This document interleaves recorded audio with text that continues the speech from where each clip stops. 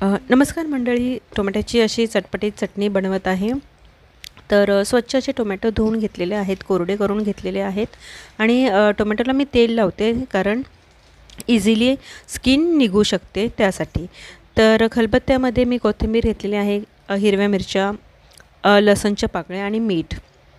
छान असं ओबडधोबडच असं वाटण करून घ्यायचं आहे. मी शक्यतो खलबत्त्यामधलं वाटण जास्त भाज्यांमध्ये घालते कारण चव छान येते भाज्यांना. एकीकडे कढईमध्ये तेल घेतलेलं आहे, मोहरी, जिरं, कढीपत्त्याची फोडणी दिलेली आहे आणि आपण हे जे वाटण करून घेतलेलं आहे ते 1 चम्मच तेलामध्ये छान मिक्स करून घ्यायचं आहे.